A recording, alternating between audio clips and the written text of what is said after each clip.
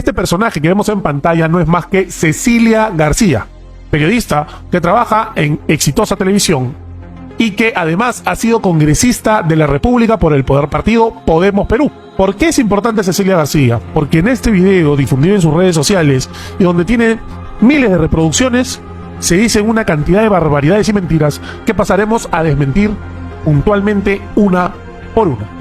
El año 2023 es clave para los grupos de poder. El año 2023 es clave para verse la renovación de muchos contratos leyes que están a punto de vencerse desde el 2023 hasta el 2028. Y esto lo sabían los grupos de poder, lo sabían los congresistas y lo sabían, lógicamente, los interesados en estos contratos.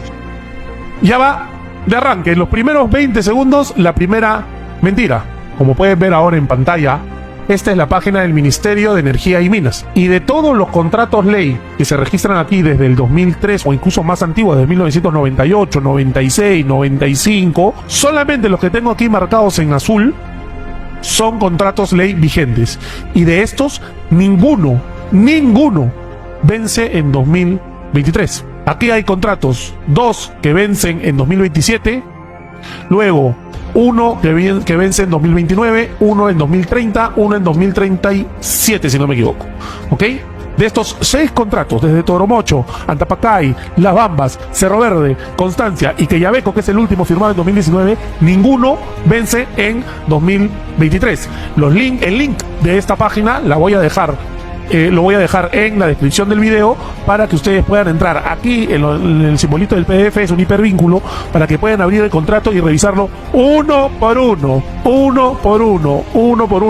y ver todos cuáles son sus fechas de firma y sus fechas de caducidad. Es por eso que de manera silenciosa y estratégica promovieron a través del Congreso de la República y a través del proyecto de ley 804/2021 promovido por los de Acción Popular, el poder darles la posibilidad a estos contratos ley de explotación de hidrocarburos y de gas en el país, la posibilidad de ampliar automáticamente su concesión con unos beneficios tributarios y legislativos increíbles que nadie en el Perú los tiene. Esta es la segunda mentira. Este es el proyecto de ley 804, que se indica como proyecto de ley que modifica los artículos 8 y 22 del texto único ordenado de la ley 26/221, ley orgánica de hidrocarburos. ¿Okay? Pero entre la realidad y la narrativa fantasiosa que se inventa Cecilia García, hay una discordancia. Los contratos ley son tales porque no se pueden modificar a través de leyes. Es decir, en el Perú un contrato ley está constituido al rango constitucional para que ninguna ley del Congreso, salvo una reforma constitucional, pueda modificarlos. ¿Okay? En el Perú un contrato ley no puede ser modificado por una ley.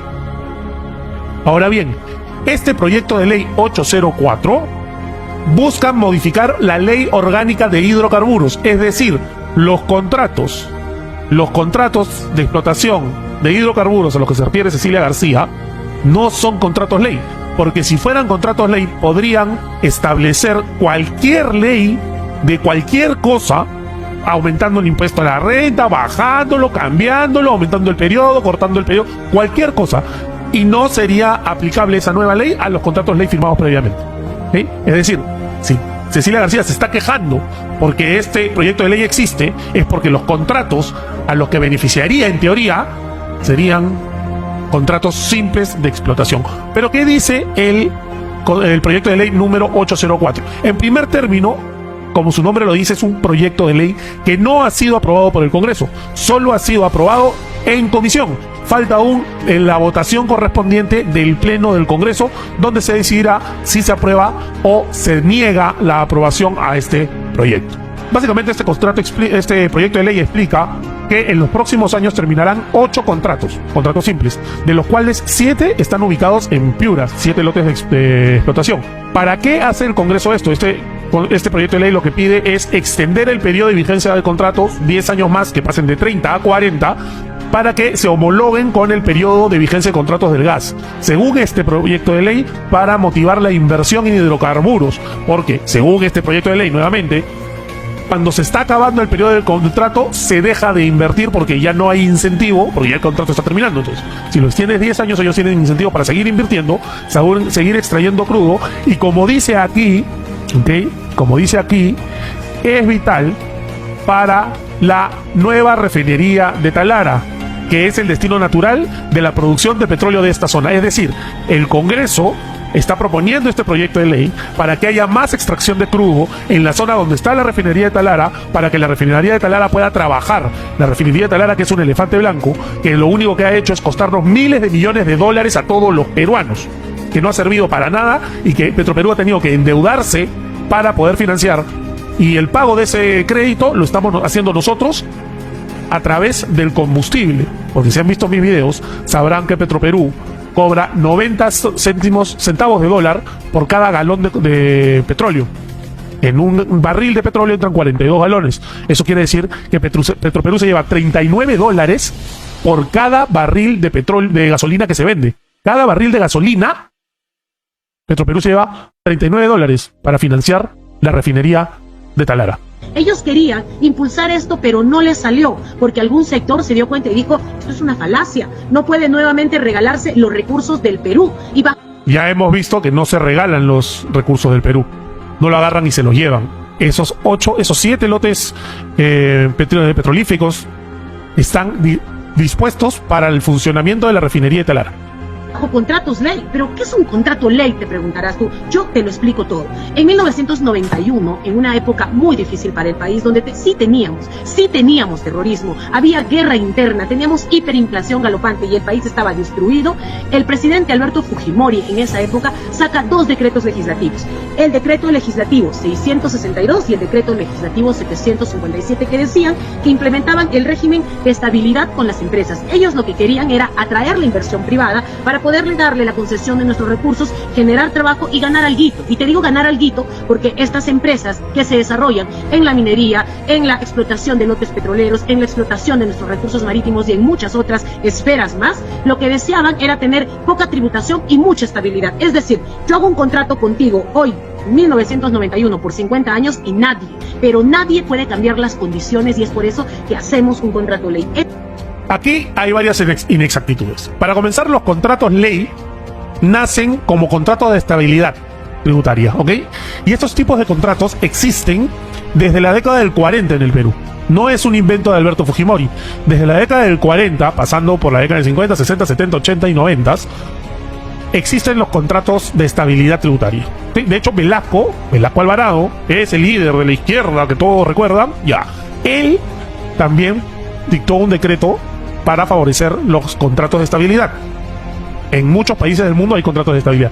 Lo que pasa en los 90 es que ese contrato de estabilidad pasa a ser de rango constitucional, es decir, se agrega a la Constitución. ¿Para qué? Para que ningún Congreso pueda agarrar y decir, ¿sabes qué? Vamos a cambiar las reglas de juego. Como quiso hacer Franke, por ejemplo. Las mineras están ganando mucho, vamos a subirle los impuestos. Siendo que ya una minera está ganando mucho por la subida del precio internacional, ya está pagando mucho en impuestos, porque los impuestos son un porcentaje. Es decir, si tú ganas 100 y pagas 47 de impuestos, cuando ganes 200 vas a pagar 47% de impuestos, pero ya no vas a pagar 47 soles, ¿no? Vas a pagar 94 soles. Vas a pagar el doble porque tu ganancia fue el doble, siendo el mismo porcentaje. Mientras más ganes, más pagas. Otra cosa que no dice Cecilia García en esta parte es que, en efecto, los contratos ley, digamos que estabilizan, perpetúan durante la vigencia del mismo las condiciones tributarias que se establecen en dicho contrato. Pero ¿cuáles eran las condiciones tributarias en 1993? Vamos a verlo.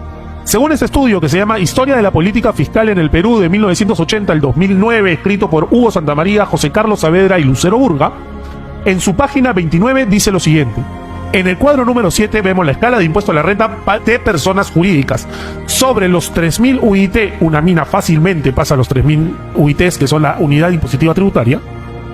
Entre 1991 y 1999, el impuesto a la renta era 30%, según la SUNAT. Este cuadro sale de SUNAT.